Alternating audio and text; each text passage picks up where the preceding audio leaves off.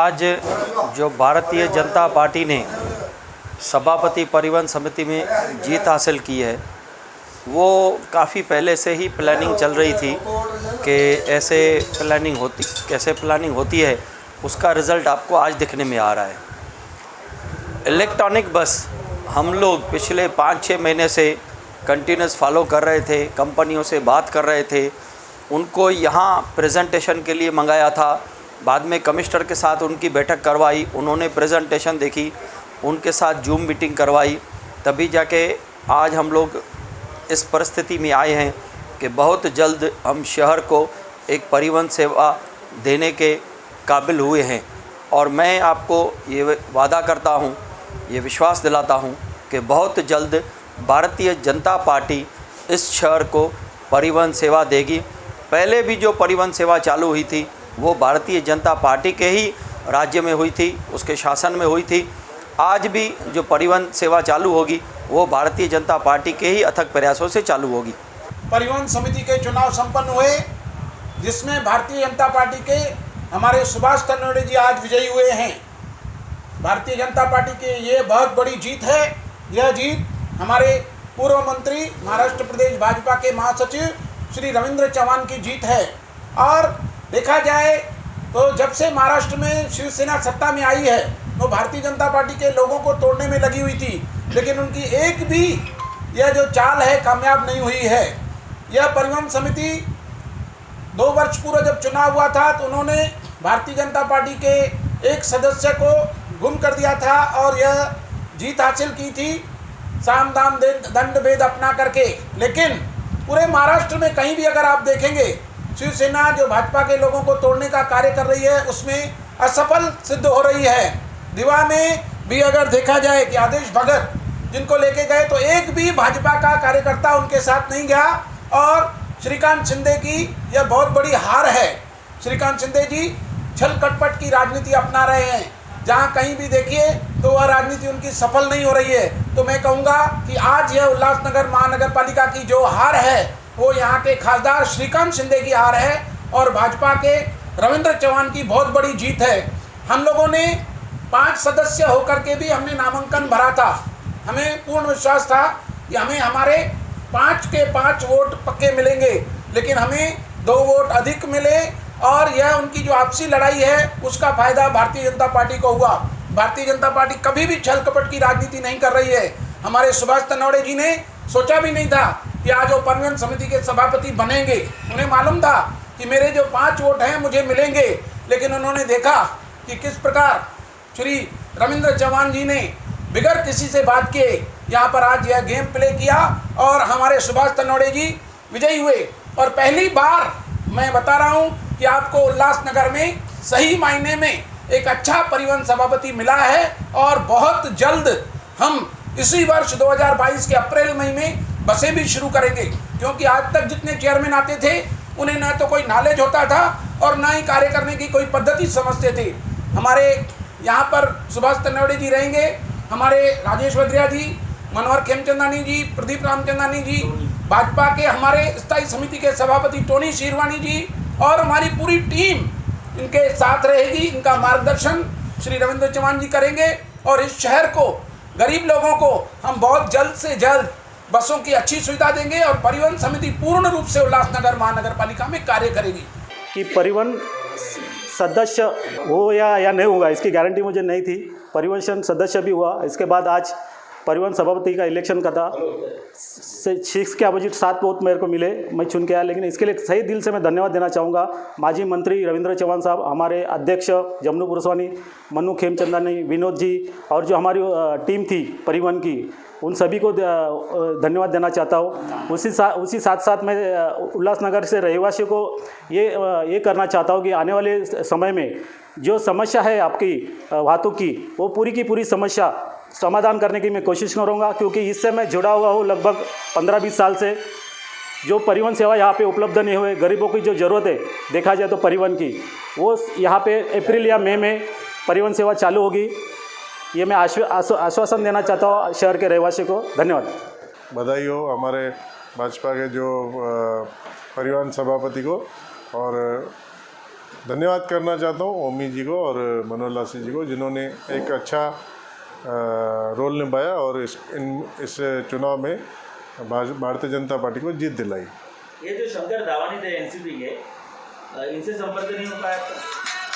नहीं, शंकर दावानी जी को अगली बार हमने जब परिवहन सभापति का ये चुना था, तो अभी कल से मुझे कल या परसों ही पता चला कि वो समझो एक ट्रेन के कुछ डब्बे थे, एक एसी में था पहले, अभी वो जनरल डब्बे में चले गया है, ऐसा मुझे पता चला। जैसे कि पहले ओमी कालानी जी के पास गए, उसके बाद अब भारत गंगोत्री, ट्रेन सेम है, एनसीपी में से ही एनसीपी में गए, तो उसकी बहुत सारी जो खुशी लोगों को हो रही है।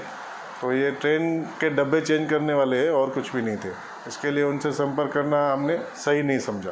तो मैंने यही प्रयत्न किया, ओमी जी को एक बार फ़ोन करके चर्चा की, तो मुझे लगा कि इस रिश्ते में वापस मिठास आ सकती है, और मैंने कोशिश की और उसमें कामयाब भी रहा। तो यह प्रयत्न हमेशा मैं करता रहूँगा, जैसे राष्ट्रवादी और कालानी परिवार और भाजपा फिर से एक बार जुड़ जाए, ये मेरी कोशिश हमेशा चालू रहेगी। 2022 के चुनाव में भी आप ये प्रयास करोगे? बिल्कुल, ज़रूर करूँगा। देखिए, झटका नहीं बोलेंगे तो इसको प्रत्युत्तर बोला जाए तो वो बेहतर शब्द होगा। ये प्रत्युत्तर है। कांबा में हाल ही में जो शिवसेना ने उपसरपंच और वहाँ के सदस्यों को, जो पंचायत के सदस्य थे, उनको राष्ट्रवादी से लेकर शिवसेना में उन्होंने प्रवेश करवाया। महाराष्ट्र और ठाणे जिले की राजनीति और उल्लासनगर राजनीति में बहुत बड़ा अंतर है। जब हम कहते हैं, ओमी कालानी जी हमारे जो नेता हैं यूथ आइकॉन, उन्होंने कहा है कि हमको समन्वय में चलना है, हम महाविकास आघाड़ी के साथ है। हमने राष्ट्र भाजपा के चिन्ह पर रहते भी शिवसेना के लीलाबाई आशान को मत देकर, अपने स्वाभिमान की वजह से मत देकर उनको महापौर बनाते हैं। तो हमारे स्वाभिमान से जब जिस पक्ष ने उल्लासनगर में वादा खिलाफी की है या हमें टेक फॉर ग्रांटेड लिया है, तो उसका प्रत्युत्तर हमेशा कालानी स्टाइल में दिया गया है। चाहे वो महापौर का चुनाव हो, चाहे इससे पहले परिवहन का चुनाव हो, या बाकी इतर कितने भी चुनाव हो। उसका एक और उदाहरण है, ये कांबा गांव के उत्तर का प्रत्युत्तर है, जो आज परिवहन का जो उनका शिवसेना का सदस्य था, उसको हमारे 2 मत जो थे वो न देकर, हम भाजपा को मत देकर उनके उम्मीदवार को चुनाना इतनी अहमियत नहीं है, जो है कि शिवसेना जो हमारा मित्र पक्ष है, जो हमारे साथी है, जो हमारे वोटों पर आज उल्लासनगर की राजनीति की सत्ता में है, सत्ता का केंद्र है, उनको ये सोचना चाहिए कि हमने उनको ये प्रत्युत्तर दिया है। और उनके नेताओं को, लोकल लेवल के नेताओं को सोचना चाहिए कि जब साथ में बैठते हैं, साथ में शहर के हित की बातें करते हैं और साथ में आगे चलने की बातें करते हैं, तो उनको भी एक कदम आगे बढ़कर सकारात्मक सोच रखकर उनको अपने साथियों के साथ, उनकी सहयोगी पार्टियों के साथ उनको चलना चाहिए। थाना में क्या हो रहा है, मुंबई में क्या हो रहा है, महाराष्ट्र में क्या हो रहा है, हमने कभी उस बात को तवज्जो नहीं दिया है। हमने उल्लासनगर के हित में, शहर हित में और अपने स्वाभिमान को देखकर जो भी निर्णय लिया है। आज का ये प्रत्युत्तर भी कांबा का प्रत्युत्तर है और अपने स्वाभिमान का प्रत्युत्तर है।